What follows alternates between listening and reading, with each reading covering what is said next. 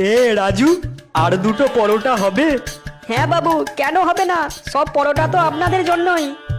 সব পরোটা তাহলে আমাকেই দিয়ে দে, সারাদিন কিছু আর খাবো না। তুই যদি সব পরোটা নিয়ে নিস তাহলে আমি কি খাবো? তুই আমারটা মুখে নিবি, পেট ভরে যাবে। বাবু বাবু হ্যাঁ, কি হয়েছে তোর? বাবু বাবু পরোটা খাবো, বাবু পরোটা খাবো। হ্যাঁ, পরোটা খাবে? এই তুই চুপ কর। এ রাজু, ওকে দুটো পরোটা দে তো। বাবু বাবু দুটো পরোটায় পেট ভরবে না বাবু। ঠিক আছে, ও যতগুলো পরোটা খেতে চায় দিয়ে দে, পরোটার দাম আমি দিয়ে দেব। ওই তুই ওইদিকে ভ্যাবলার মতো দাঁড়িয়ে আছিস কেন? দে পরোটা, দে পরোটা, দে পরোটা খাবো। আজ কতদিনের ইচ্ছা পূরণ হবে তুই জানিস? জীবনে কোনোদিন তো আর ভালো কাজ করলাম না, একটা এই ভালো কাজ করে যদি পুণ্যি করতে পারি।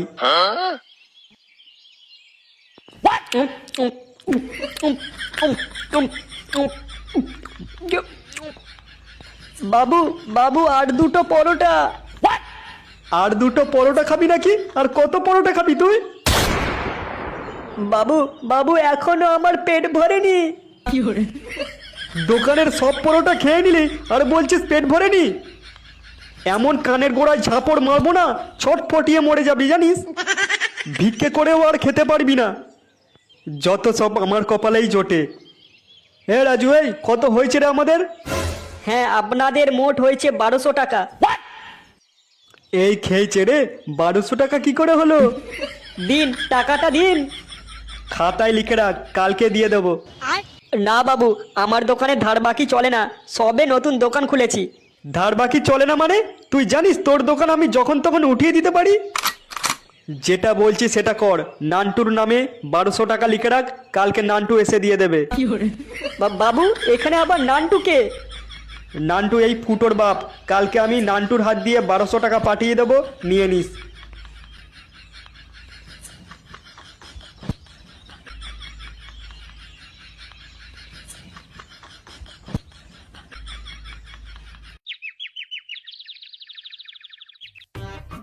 ছেলের অজান্তেই বৌমাকে নিয়ে পালালো গুণধর বাপ। ছি ছি ছি, কি সব দিনকাল এলো! হ্যাঁ, নিজের বাপই বৌমাকে নিয়ে পালাচ্ছে, তাহলে ছেলে কি করবে? গিন্নি, ও গিন্নি! কি হয়েছে কি? বলি রান্না হয়েছে? কেন এখন দেরি আছে রান্না?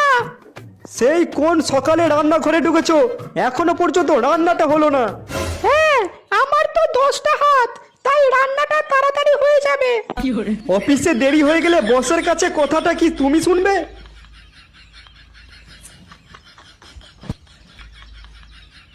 করো তো লোহা পিটানোর কাজ, তাতে এত ফুটানি কিসের তোমার? থাক, আমার ঘাট হয়েছে তোমার কাছে খাবার চাওয়া। আমি আজকে বাইরেই খেয়ে নেবো, তোমাকে আর কষ্ট করে রান্না করতে হবে না। হ্যাঁ, তাই যাও।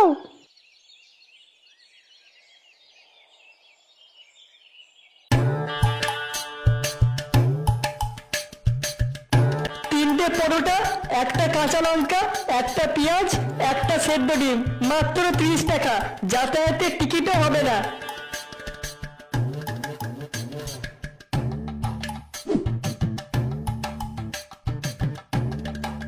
কি রে, তোর পরোটা কত করে বললি? তিনটে পরোটা, একটা কাঁচা লঙ্কা, একটা পেঁয়াজ, একটা সেদ্ধ ডিম, মাত্র 30 টাকা। যাতায়াতের টিকিটও হবে না। 30 টাকা কেন? 25 টাকায় আমি শিয়ালদা থেকে বর্ধমান চলে যাবো, আর তুই বলছিস 30 টাকায় কোনো টিকিট হবে না? অন্য কাউকে বোকা বানাবি, কিন্তু এই নান্টুকে নয়। কি, আপনার নাম নান্টু? ফুটোর বাপ? এখানে ব্যবসা করছিস আর আমাকে চিনিস না? নান্টু বাবু, আপনার নামে 1200 টাকা বাকি আছে। তোর দোকানে আমি পরোটাই খেলাম না, আর এরই মধ্যে 1200 টাকা বাকি হয়ে গেল। বাবু বাবু পরোটা, বাবু পরোটা খাবো। এনে খা। পরোটা খাবে? আর হ্যাঁ, তুই কি বলছিলি আমার নামে 1200 টাকা বাকি নাকি? হ্যাঁ নান্টু বাবু, আপনার ছেলে ফুটো আপনার নামে 1200 টাকা বাকি রেখে গেছে। বেশ করেছে, বাকি রেখেছে।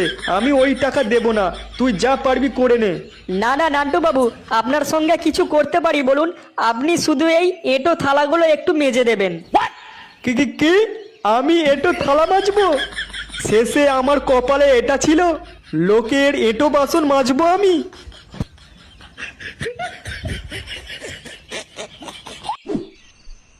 গাড়িটা একটু জোরে চলবে, এতে হচ্ছে না। জোরে চালাও। হচ্ছে, এবার হচ্ছে, চালাতেই থাকো, থামবে না। করাচ্ছি তোকে খেলা।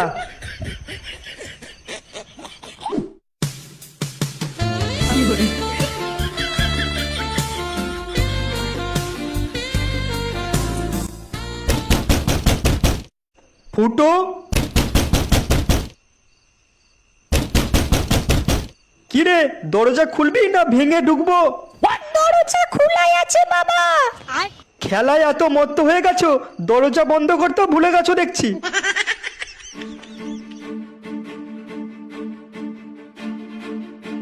কিরে কাল রাজুর পরোটার দোকানে কি করে এসেছিস তুই? কই বাবা, কিচ্ছু করিনি তো। তোর জন্যে আমি আজকে পাড়ায় মুখ দেখাতে পাচ্ছি না। আজ তোর জন্যে রাজুর দোকানে এঁটো বাসনগুলো সব মেজে তারপরে বাড়ি আসতে হলো আমাকে। একেবারে রাক্ষসের মতো পরোটা খেয়েছিস দেখছি তুই। আজ থেকে তোর 10 দিন খাওয়া বন্ধ থাকবে। নে এবার জমিয়ে খেলা কর।